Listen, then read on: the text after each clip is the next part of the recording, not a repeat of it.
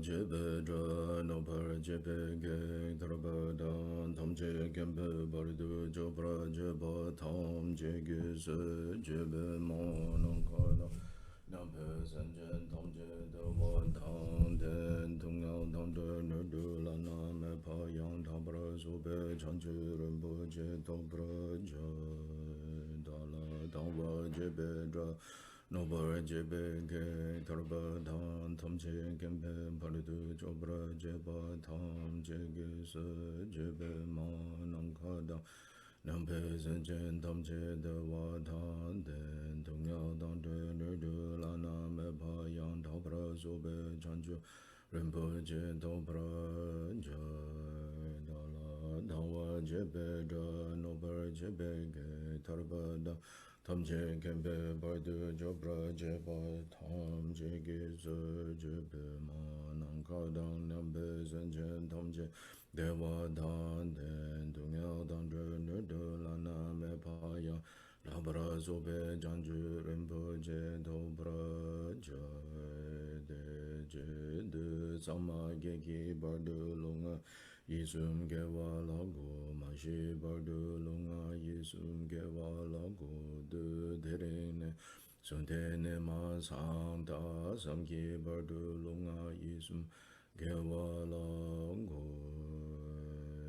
san je jo dan so ge jo nam la chan ju bardu da ne kyab se ji da ge jen so ge be so nang ge zho la pen je san je zhu pra shu san je jo dan so ge jo nam la chan chu bardu da ne kyab se ji da ge jen so ge be so nang ge zho la pen je san je zhu pra shu san je jo dan so ge jo nam la chan chu bardu da ne kyab se ji da ge jen so ge be so nang ge zho la pen je san je zhu pra shu ma nang ka dang nyam pe sen chen tam che de wa dang de we gyun dan den pra gyur ji dung yao dang dung yao gi gyur dan zhe wa gyur ji dung yao me pe de wa dang me de wa ji ji ne ring cha dang ni dang zhe we tang nyam la de pra gyur ji ma nang ka dang nyam pe sen chen tam che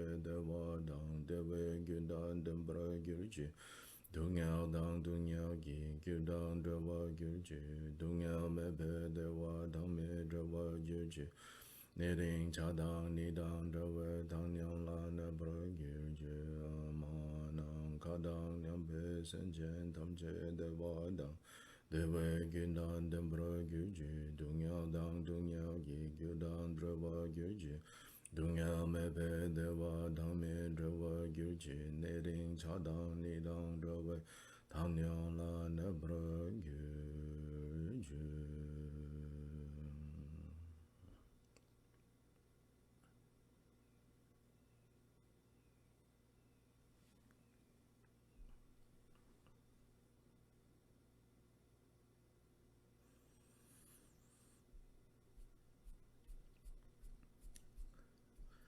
Now let's do the seven branch puja in the different languages.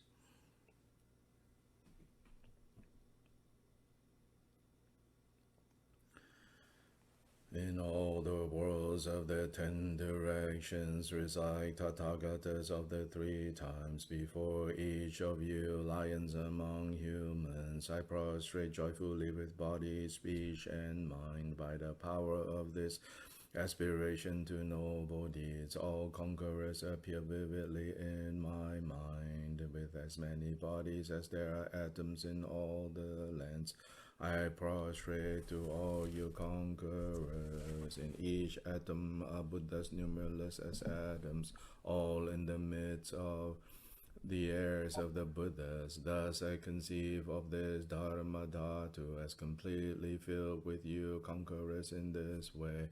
With infinite oceans of praise and oceans of diverse melodies, I sing the excellent qualities of all you conquerors, and praise all of you gone to bliss. With the best flowers and blessed garlands, best music, ointments, and excellent parasols, finest lamps and superior incense, I offer to you, conquerors, with excellent garments and best fragrances, and sandalwood powder heap high as Mount Meru, all wondrous offerings perfectly arranged.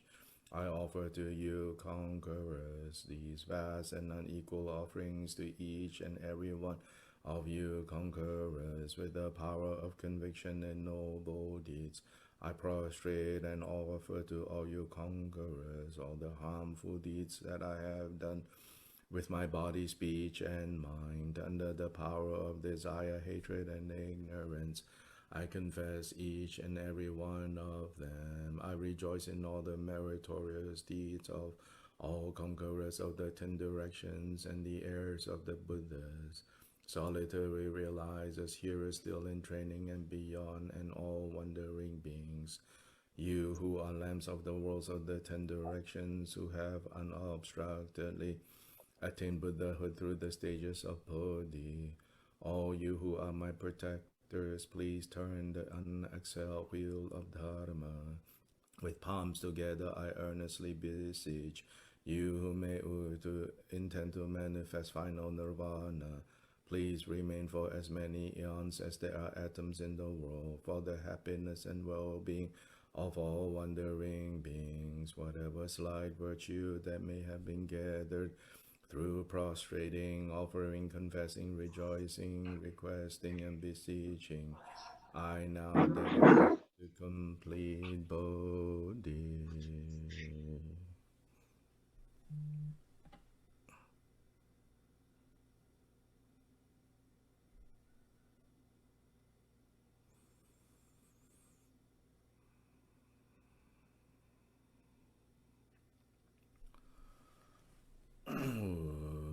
Druje chanchen dele naroda mami batu batu jeden ganga den sun den zawe la me shaw sa ju la ma yedam chokyong la so wa den so da je lo ge ben ge do me san len gen do be don sun yong la ge so me ge wa druje chang pa ji den kum pa sham la do da do sang ge ge le me je lo shi tu je den ge ma ba san ne kyang sim do de do ba je lo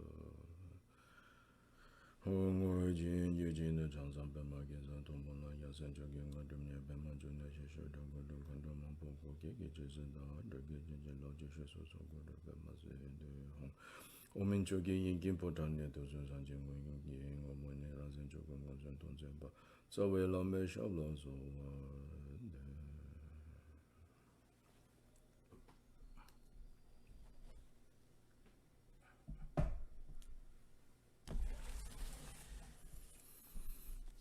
So we continue on chapter 5 of the Bodhicharyavatara. I think for those of you listening to the Chinese, I think Wei Ting said that her internet connection is a little unstable, so there might be some interruptions. So a good chance to practice patience.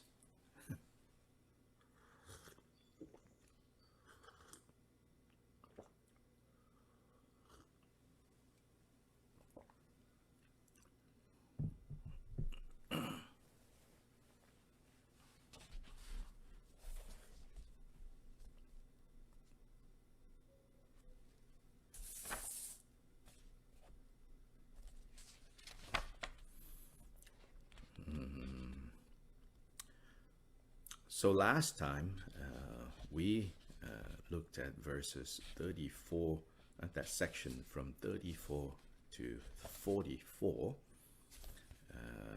which is Shantideva giving some very specific advice on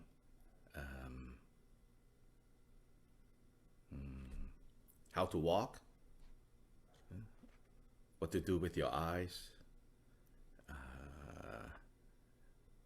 a balance between, making sure that you are in a safe place, safe environment, but not getting too distracted, that you just look here, look there, whether with excitement or with anxiety. So some very practical advice there. But the conduct of body and speech is to support the mind. And then, of course, consequently, when the mind is well trained, then the conduct of speech and actions will correspond as well. So that section is a section on how to refine our actions of body, speech, and mind, and why refining the actions, the more overt actions of body and speech, will have an impact on changing the mind. So we're being introduced to kind of the interdependence of these elements. Again, we should not treat a reminder, we should not treat Shantideva's masterwork as something that he sat down to deliberately compose and in a very rigid and like a lab report, everything is so clear, the vocabulary is so exact, No, this is poetry. So these are verses that came to his mind. Yeah, of course, his mind is the awakened mind. Yeah, but the awakened mind is not, necessarily a systematic, 0.1, 0.2, 0.3, 3 divided by 5. What does happen is that later on, when Indians or Tibetans comment on this text, they try to provide a structure,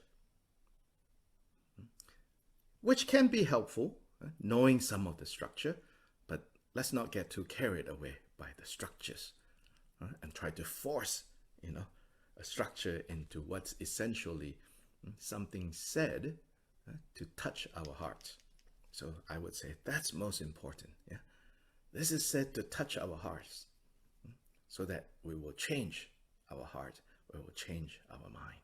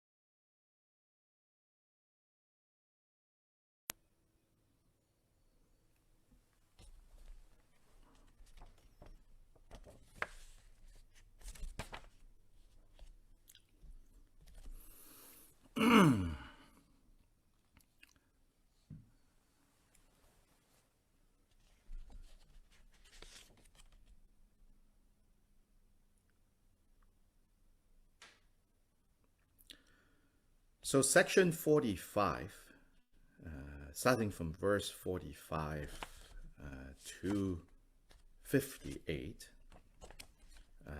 this section is called by Khenpo Kunpel in his commentary,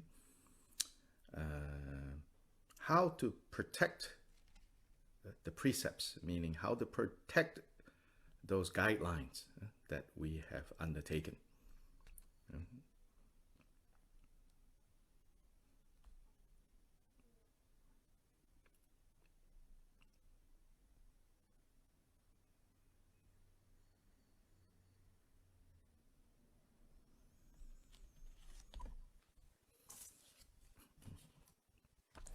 So let's read that section together. And if you find yourself engaged in different kinds of pointless conversation and curious sights, and the like of which abound, be rid of all delight and taste for them. And if you find you are grubbing in the soil, or pulling up the grass, or tracing idle patterns on the ground, remembering the precepts of the blissful one, in fear restrain yourself at once. And when you feel the wish to move about or even to express yourself in speech, first examine what is in your mind, for steadfast ones should act correctly. When the urge arises in your mind to feelings of desire or angry hate, do not act, be silent, do not speak, and like a log of wood, be sure to stay.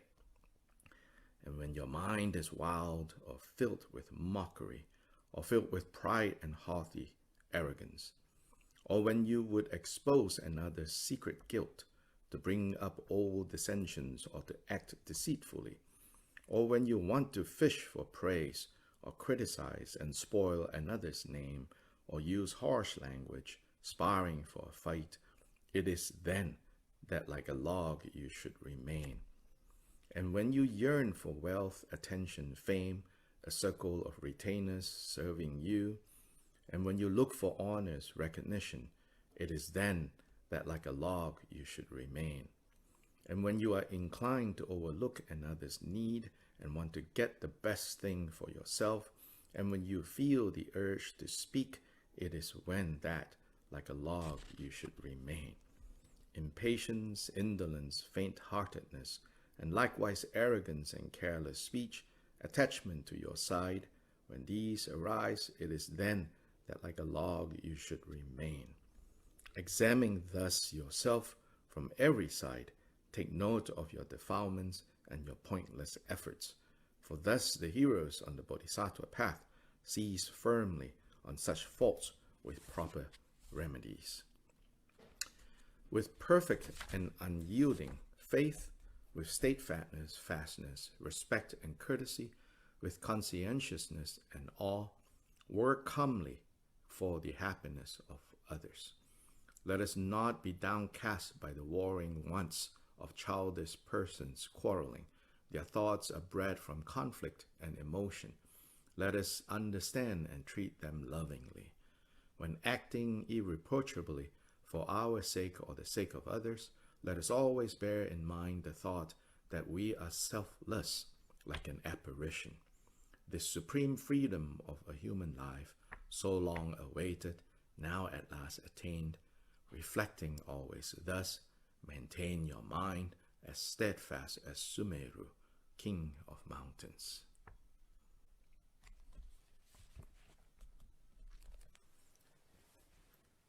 Yeah, so here he gives basically when you are tempted, right?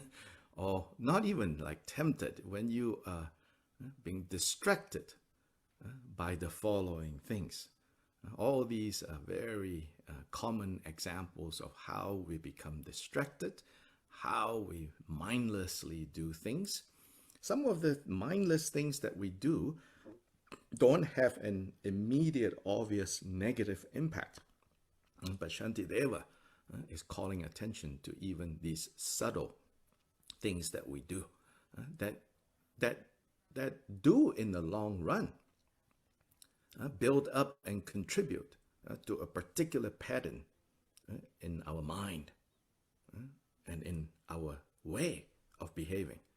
So he calls attention to things that are obviously negative, because when we do that immediately, we're causing harm to someone else. And of course, we're causing harm to our own karma. But he also calls attention to things that are not so obvious, but nonetheless is promoting a particular way of being in the world, a particular way of behaving that will accumulate and accumulate and accumulate and then lead to unskillful states.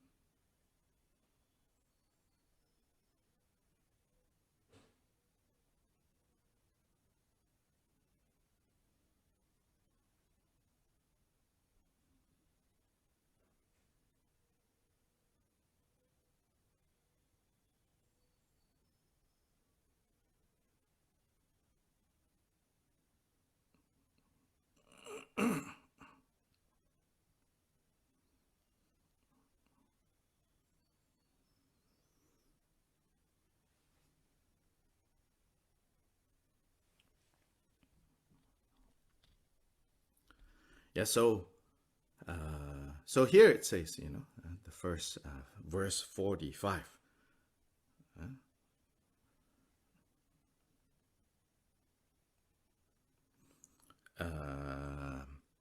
And if you find yourself engaged in different kinds of pointless conversations and curious sights and the like of which abound, be rid of all delight and taste for them. So here is basically saying, watch how often we have become addicted. He's not saying, so please don't misunderstand, he's not saying be rid of all delight and taste for everything. He's saying, look at how frequently we engage in all kinds of pointless conversations and curious sights. Oh, look at that. Oh, look at that. Right? So now Shantideva's time doesn't even have like social media and internet where you bring all sorts of conversations, all sorts of speech, all sorts of sights into this like one little thing like this, So the potential for pointless conversations and curious sights have multiplied infinitely, as they say, like the offerings of Bodhisattva Samantabhadra, except that these are offerings of distraction, offerings of pointlessness. So he says, be rid of them. Don't get, addicted to them. Don't do that. Because it builds up.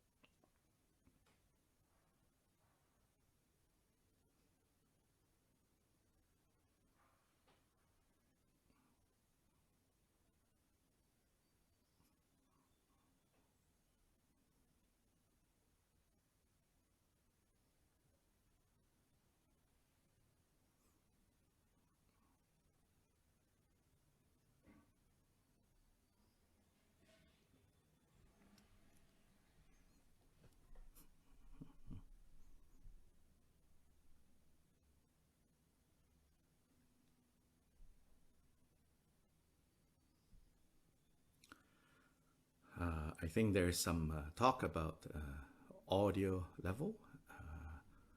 So not much can be done. I think might be in particular areas for particular people. As with these types of things, once we have determined it's not universal, the problem, then you might have to log out and come back in and see if it improves. If not, then you have to make offerings to sound obstacles and pray for the best. Sometimes it is a universal problem, meaning then it originated here. But a lot of times it's probably not. But it might help, like there's so many interdependencies. That's why, Gajen Rinpoche, I think he doesn't say it so explicitly clear, but he says, some people criticize and say, this internet kind of dharma, it's not real, it's not authentic, you have to be, in front of that person in order to authentically receive the dharma. And Gajen Rinpoche, he said, no, he said, this is in fact very good, he says, internet is, one time he even says, sometimes I think the internet transmission is even better than the, in front person to person transmission, because he says the fault of that often arises when person to person transmission, he says, is that your fixation on the experience is a lot stronger. So then from there you can learn, Then he says, then in the internet version, your fixation, doesn't need to be so strong. But of course, in the beginning, when we're used to our old fixation, meaning we are right there, right? And then when the internet, is unstable, then we get all very worked up, We cannot get it to work, Then Rinpoche said, oh, that is, you can see the illusory nature of all experiences. And so it's how we use it, But right now, maybe some people can hear, some people cannot hear. Then you have to leave and come back and see if it improves.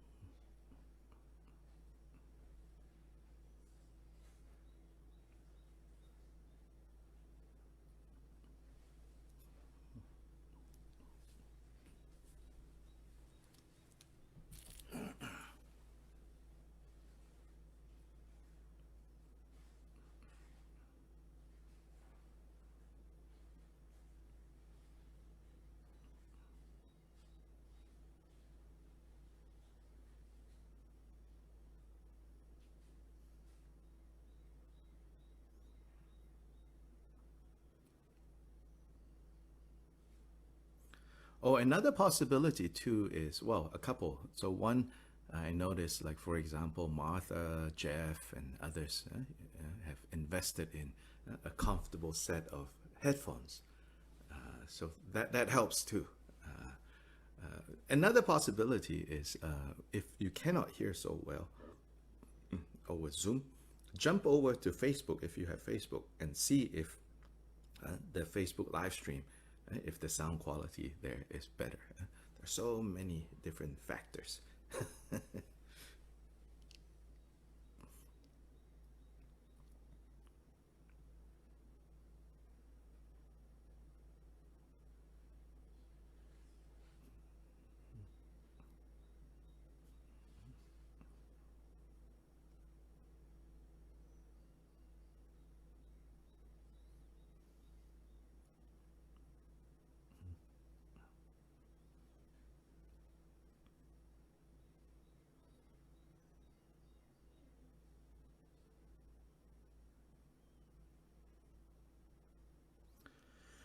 46, and if you find you're grubbing in the soil, or pulling up the grass, or tracing idle patterns on the ground, remembering the precepts of the blissful one, in fear restrain yourself at once.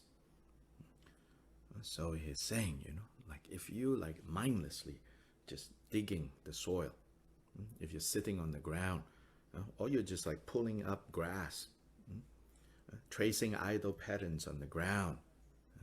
He says now, specifically he's talking to monks, because there are, in the 250 plus code of conduct for monks, in there it says, you should not dig into the ground, pull up, grass, and trees, and destroy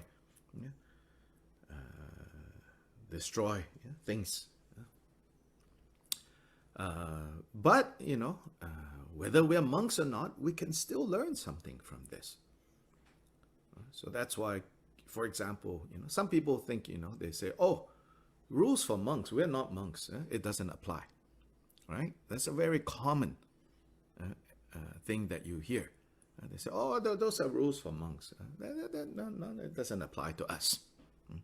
And especially these days, when some scandal about some teacher and their like relationships with, their students, when those scandals turn up, sometimes I observe people saying, oh, but he's not a monk. So this is not understanding Buddha's teachings, If you say that, oh, but he's not a monk. Oh, therefore he can be, careless about how he relates to people and his students. No. Monk or no monk, the rules that the Buddha gave to the monks and the nuns are the most extensive rules. What does that mean there? It means they are given maximum coverage. Yeah? Monks and nuns are people who have bought maximum coverage insurance. You and me, we only bought the, collision insurance for our cars. Yeah, then we think,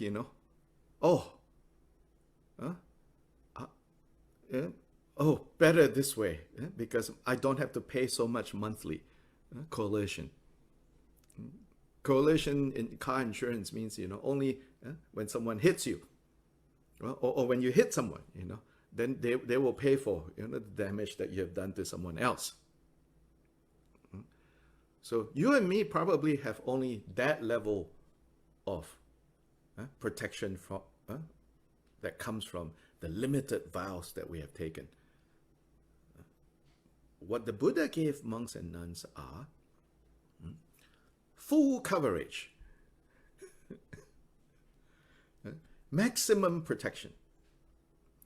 Now, even if right now we say, oh, I don't have, I'm not making enough monthly to buy full coverage insurance, right? We can still learn from that full coverage policy what are the dangerous things that we should watch out against. So coming back to here, yes, I have not taken a vow that says, don't randomly dig up the soil, don't randomly, just pull on grass and plants. But nonetheless, when Buddha said to his monks and nuns, don't do that, there is a reason why doing that is unskillful, why doing that has caused some negativity.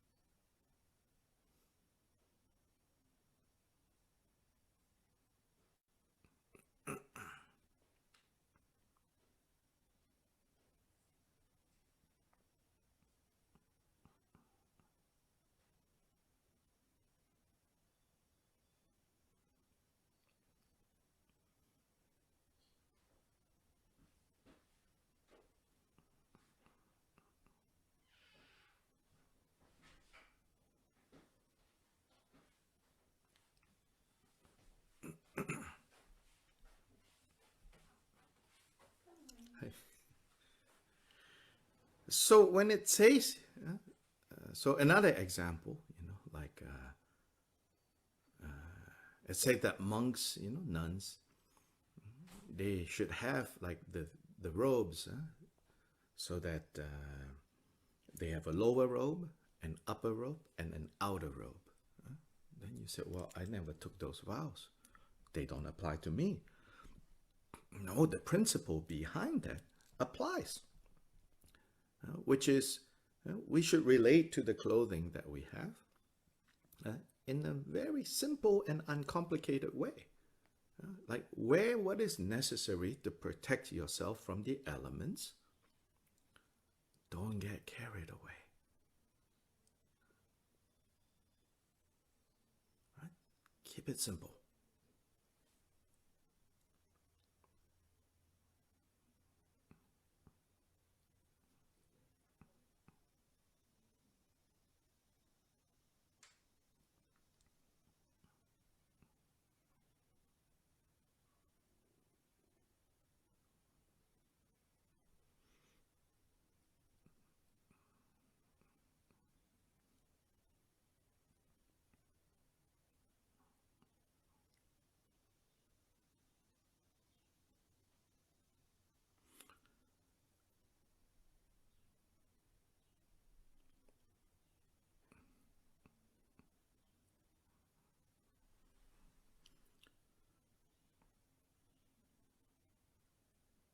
Huh? Then how to wear the robes, there are instructions, like proper way, improper way. When you study that, you see that the proper and improper, you can kind of understand, oh, this is about, not only do you wear clothing, right? Not only do you wear clothing that protect you from the elements, but it's also about being appropriate and respectful, not scandalizing, not causing disturbance to others. For the monks and nuns, Buddha emphasized, right? You should wear your robe this way and that way. And again, we're not saying like all those specifics you should follow, but it will be a mistake to think, oh, that has nothing to do with me. No. So those principles for us, like you and me, would be also wear your clothing in such a way that is appropriate for the situation. So when you go to work, when you come home, yes, not only just put on something, but with attention.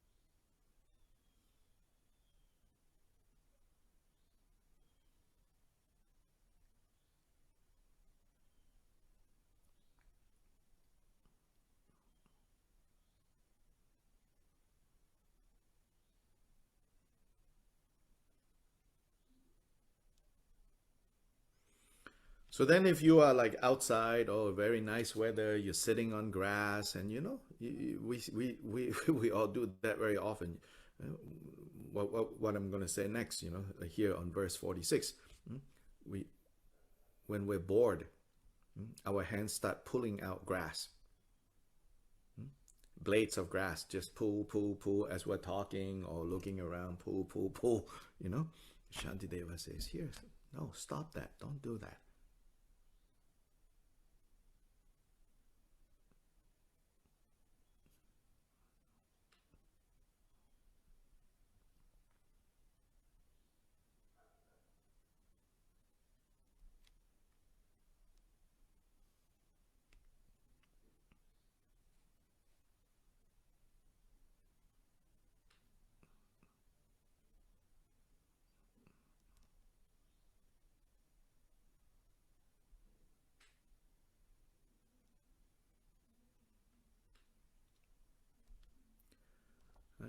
Elsewhere in the sutras, Buddha says, a bodhisattva's training, should be moving in the direction of It should move in a direction whereby he or she would be even careful not to harm a blade of grass. So in the Buddhist explanation about cosmology and classes of rebirth where you can be reborn, you cannot be reborn as grass, according to what Buddha taught. So this is the point. Even with something like grass, that is not a sentient being, a bodhisattva's training is such that he or she is even going to be sensitive to not harming even a blade of grass. So this is to show. So here, if we just mindlessly pull, then what we're encouraging is a certain kind of destructive mindset that will build up. It says, don't do that.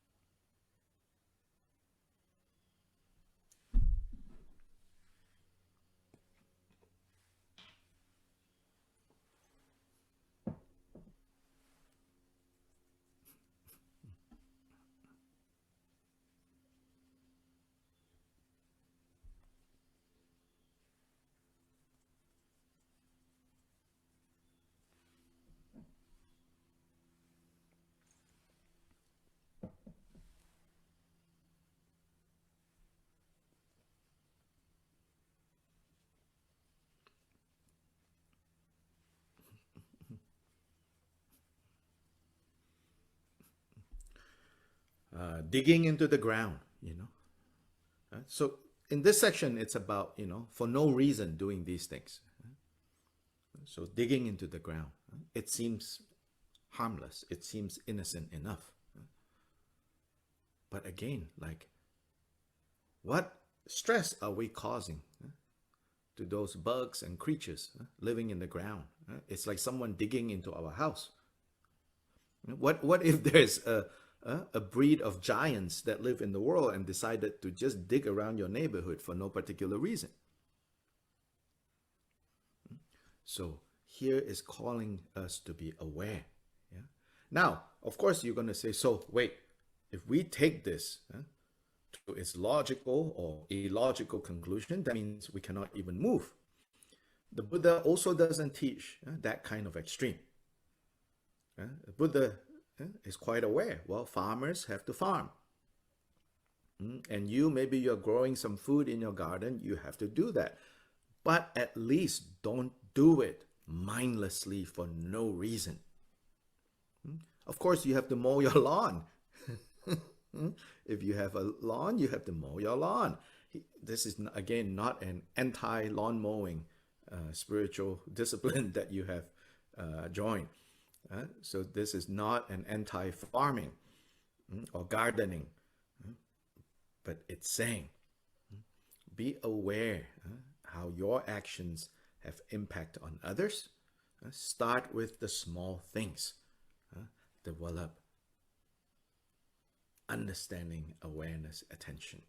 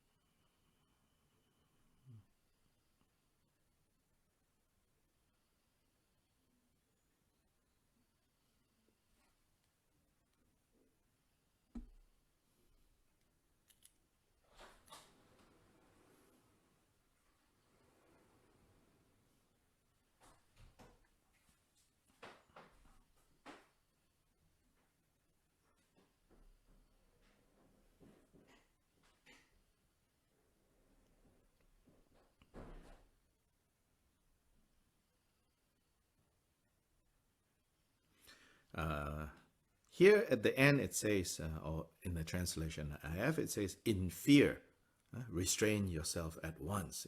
It says, remembering the precepts of the blissful one, meaning the precepts the Buddha gave. Then in fear, restrain yourself at once. And no, here is not talking about you should fear the Buddha, not in fear of the Buddha. Like maybe in other religions, in fear of God, you will now become a good person. Here is in fear, fearing, as in when you see that, oh yes, actions, our actions cause suffering to others, cause suffering to ourselves. Seeing that, understanding that, remembering that, then fearing that, then we restrain ourselves.